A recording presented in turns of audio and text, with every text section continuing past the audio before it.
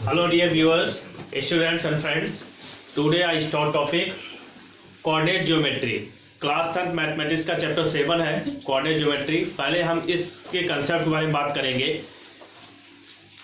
इसके लिए आपको थोड़ा बेसिक क्लियर होना चाहिए, जैसे कि एक्स वाई प्लेन। क्लास 9 में आपने एक्स वाई प्लेन या कार्टेशियन प्लेन या कोऑर्डिनेट प्लेन, ये एक ही प्लेन के तीनों नाम हैं, इसके बारे में स्टडी कर रखी है। इसमें होता क्या है, एक वर्टिकल लाइन होती है और दूसरी हॉरिजॉन्टल लाइन होती है। वर्टिकल लाइन और हॉरिजॉन्टल लाइन दोनों एक दूसरे को जिस पॉइंट पर इंटरसेक्ट करते हैं उसको ओ से डिनोट करते हैं और इसको बोलते हैं हम लोग ओरिजिन। क्या बोलते हैं? ओरिजिन बोलते हैं। जो हॉरिजॉन्टल लाइन है उसको बोलते हैं एक्स एक्सेस, जो वर्टिकल लाइन है उसको बोलते हैं वाई एक्सेस, और रिप्रेजेंट करते हैं बाई वाई डैश से, और एक्स एक्सेस को एक्स एक्स डैश से रिप्रेजेंट करते हैं। ये जो ओरिजिन है इसके लेफ्ट का राइट का पोर्शन पॉजिटिव रहता है और लेफ्ट का पोर्शन नेगेटिव रहता है। जैसे कि नंबर लाइन पर आप एक्स और एक्स डैश को हॉरिजॉन्टल नंबर लाइन कंसीडर कर लीजिए, तो जीरो के राइट में सारे पॉइंट पॉजिटिव के रहेंगे और लेफ्ट में सारे पॉइंट आपके नेगेटिव रहेंगे। इसी तरीके से अगर हम इसी नंबर लाइन को वर्टिकल कंसीडर करें तो ओरिजिन से अबव की डिस्टेंस पॉजिटिव है, बिलो की नेगेटिव है। तो ओरिजिन से अबव जो बाई एक्सेस है वो पॉजिटिव बाई एक्सेस है, यानी कि O Y is positive y axis 1 2 3, this is negative y axis. इस तरीके से प्लेन कंसीडर हुआ। अब इस प्लेन में देखें तो टोटल हमारे पास 4 पार्ट्स हैं। ये जो 4 पार्ट्स हैं इनको बोलते हैं क्वाड्रेंट, इनको हम लोग बोलते हैं क्वाड्रेंट। ये फर्स्ट क्वाड्रेंट है, जैसे सेकेंड क्वाड्रेंट है, थर्ड क्वाड्रेंट है, फोर्थ क्वाड्रेंट है,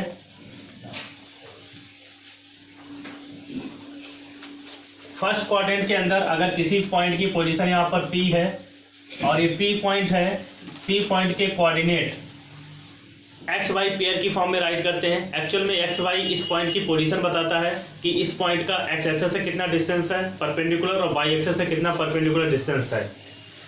जैसे कि अगर ये पॉइंट P की पोजीशन यहाँ पर है तो ये जो डिस्टेंस है PM, ये परपेंडिकुलर डिस्टेंस है पॉइंट की फ्रॉम द एक्स एक्सेस, और ये डिस्टेंस अगर PN है तो ये परपेंडिकुलर डिस्टेंस है पॉइंट की फ्रॉम द वाई एक्सेस। तो इसके कोऑर्डिनेट हम 3,4 लिखते हैं। This distance is 3 unit, sorry 3,2, this distance is 2 unit.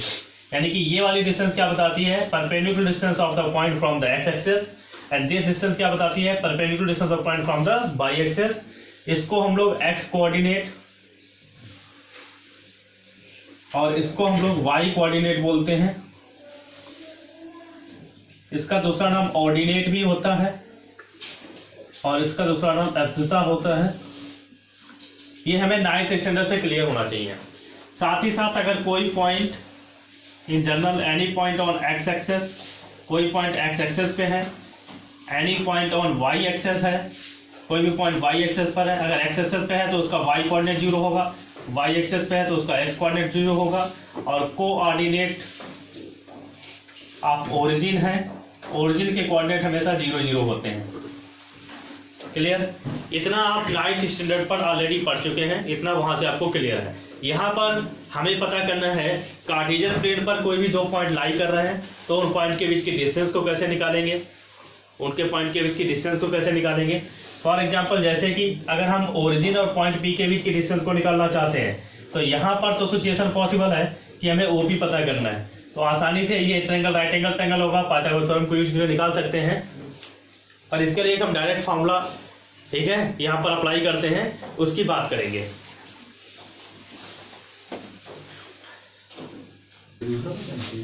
Distance formula, distance between any 2 points Px1 y1 Qx2 y2 is given by PQ equal to square root difference of x coordinates x2 minus x1 y2 minus y1 whole square, या आप इसको इस तरीके से right कर सकते हैं x1 minus x2 whole square plus y1 minus y2 whole square. कहने का मतलब सिर्फ इतना है कि हमें एक्स कोऑर्डिनेट्स के डिफरेंस का स्क्वायर करना है प्लस वाई कोऑर्डिनेट्स के डिफरेंस का स्क्वायर करना है, उनकी पोजीशन से हमें कोई फर्क पड़ने वाला नहीं है।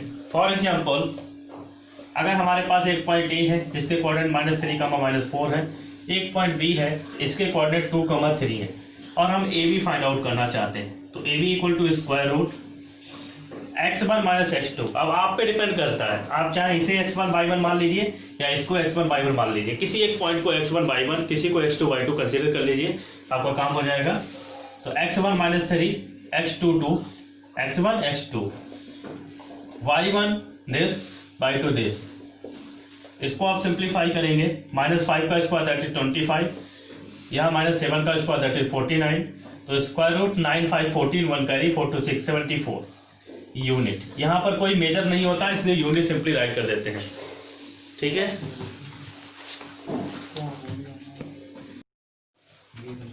Distance between origin and point P S, Y, OP is given by square root, जो ओरिजिन के कोऑर्डिनेट होते हैं ऑलरेडी अभी बताया मैंने 0 0, और point P is S, Y।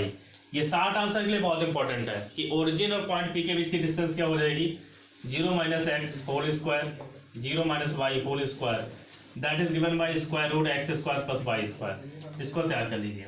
आपका जो है सेक्शन फार्मूला, सेक्शन फार्मूला के अंतर्गत आपके लिए ये है कि आपके सिलेबस में इंटरनली डिवीजन है किसी भी लाइन सेगमेंट का। जैसे आपके पास कोई लाइन सेगमेंट है P Q, पॉइंट P के कोऑर्डिनेट x1 y1 और पॉइंट Q के कोऑर्डिनेट x2 y2 है, ये कोऑर्डिनेट आपको प्रोवाइड है, और पॉइंट R इस तरीके से है जो PR रेशियो RQ को M1 रेशियो M2 में डिवाइड करता है। Then R equal to M2 x1 M1 x2 upon M1 plus M2। देखिए राइट करने का वे क्या है, मैं इसका प्रूवमेंट नहीं करा रहा हूँ, जरूरत भी नहीं है, प्रूवमेंट एग्जाम में आता नहीं है, कोई जरूरत नहीं है। M2 x1 plus M1 x2, ठीक है, दूर वाले के साथ M1 x2 जाएगा, M2 x1 जाएगा, ये x कोऑर्डिनेट हो गया। इसी तरीके से y कोऑर्डिनेट लिखेंगे, y कोऑर्डिनेट में हो जाएगा आपका M2 y1 M1 by 2 upon M1 plus M2, ठीक है। आपके सिलेबस में सेक्शन फार्मूला के अंदर सिर्फ इंटरनली डिवीजन है कि कोई पॉइंट R इसको इंटरनली डिवाइड कर रहा है, ठीक है, इस तरीके से कि PR ratio RQ equal to M1 ratio M2, तो पॉइंट R के कोऑर्डिनेट इस तरीके से दिए जाएंगे। अब यहाँ पे कंडीशन है if M1 ratio M2 equal to 1 ratio 1, अगर ऐसा कंडीशन होती है तो इसका मतलब ये है कि R इसका मिड पॉइंट हो जाएगा, R PQ को क्या हो जाएगा, मिड पॉइंट हो जाएगा। तो इसके लिए आ जाता है यहाँ पर मिड पॉइंट फार्मूला, यानी कि अगर हमें PQ लाइन का मिड पॉइंट फाइंड आउट करना हो, ठीक है, then mid point of PQ is given by x1 plus x2 upon 2 y1 plus y2 upon 2, दोनों के x कोऑर्डिनेट्स का एवरेज, दोनों के y कोऑर्डिनेट्स का एवरेज सम करके 2 से डिवाइड कर देंगे, मिड पॉइंट ऑब्टेन हो जाएगा। इसके बाद का टॉपिक है एरिया ऑफ ट्रायंगल, वो इस बार डिलीट हो गया है, तो आपको सिर्फ इतना ही पढ़ना है, इतना कंसेप्ट तैयार करना है, इन पे ही डिपेंड क्वेश्चंस आपको सॉल्व करने हैं। आई होप आपको कंसेप्ट क्लियर हुआ होगा। Thanks for watching.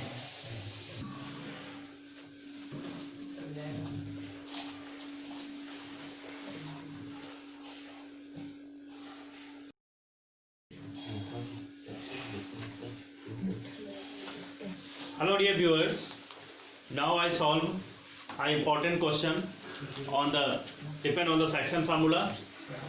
जैसा कि लास्ट वीडियो में कंसेप्ट हम लोगों ने पढ़ रखा था, उस पर डिपेंड क्वेश्चन है, इसके बारे में बात करेंगे। कंसीडर करते हैं a line joining the points 2,1 and 5,-8 it trisected the points P and Q। पहले इतनी बात कर लेते हैं कि एक लाइन जो है, ये इन जनरल कोई दो पॉइंट है, A is 2,1 and point B is 5,-8। इसके 3 पार्ट्स, ये 3 पार्ट्स में डिवाइड हो रही है 2 पॉइंट से, P और Q से। P और Q 2 पॉइंट्स लाइन पर इस तरीके से हैं कि इसके 3 पार्ट्स हो जा रहे हैं, तो हमें P और Q का वैल्यू फाइंड आउट करना है। इस तरीके से हमें प्रोवाइड है AP equal to PQ equal to QB। Clear? ये हमें ऑलरेडी प्रोवाइड है कि पॉइंट P और Q इस लाइन को ट्राइसेक्ट कर रहे हैं, 3 इक्वल पार्ट्स में डिवाइड कर रहे हैं, तो हमें P और Q के क्वाड्रेंट निकालते हैं। ठीक है, अच्छा क्वेश्चन है ये। अगर हम इसको लैम्डा मान लें, ये लेंथ जो है वो लैम्डा के बराबर है, देन AP अपॉन PB निकालें अगर हम, ये लेंथ भी लैम्डा है, ये लेंथ भी लैम्डा है और ये लेंथ भी लैम्डा है।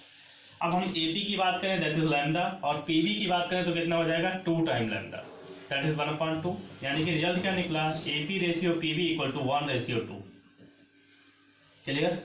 इसी टाइप से अगर हम AQ रेशियो QB निकालें तो ये 2:1 ऑब्टेन होगा।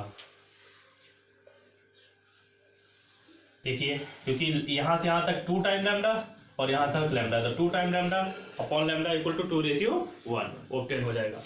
अब हम सेक्शन फॉर्मूला अप्लाई करेंगे पॉइंट P के क्वाड्रेंट निकालने के लिए। अगर पॉइंट P की बात करें तो ये M1 हो गया, ये M2 हो गया। ठीक है, M1 M2 x1 plus M1 x2 upon 1+2, M2 y1 plus M1 y2 that is -8 upon 2+1। एक बार चेक कर लेते हैं। देखिए, M2 2 into x1 plus M1 that is 1 into x2 5 upon 1+2, M2 2 into y1 that is 1। ठीक है, M1 that is 1 into y2 -8 upon 2+1। इसको आप simplify करिए, 4 और 5 9/3 that is 3, -8 + 2 -6 upon 3 that is -2। इस तरीके से पॉइंट P के कोऑर्डिनेट ऑब्टेन हो जाएंगे।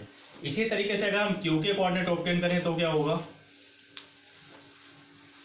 अब Q के केस में हमारे पास रेशियो ये है, M1 2 है और M2 आपका 1 है, तो 1 into 2 plus 2 into 5 upon 1+2, 1 into 1 plus 2 into -8 upon 1+2। इसको सिंप्लीफाई करेंगे आप तो क्या होगा, 10 और 2 12, 12 अपॉन 3 दैट इज 4। ठीक है, -16, ठीक है, -16 हो जाएगा, 16 से 1 सब्ट्रैक्ट हुआ -15 अपॉन 3 -5। इस तरीके से Q और P दोनों के पॉइंट फाइंड आउट हो गए। फिर आपसे बोला गया है कि पॉइंट P जो है वो लाइज कर रहा है, इस लाइन पर लाई कर रहा है, तो K का वैल्यू क्या होगा। जब पॉइंट P इस पे लाई कर रहा है तो इसको सेटिस्फाई करेगा, है ना।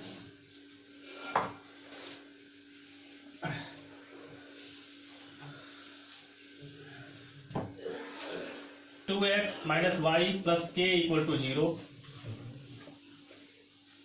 since point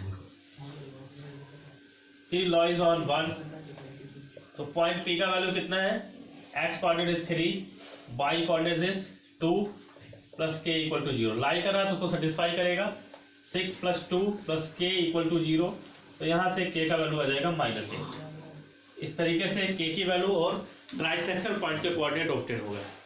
आई होप आपको ये क्वेश्चन क्लियर हुआ होगा। Thanks for watching.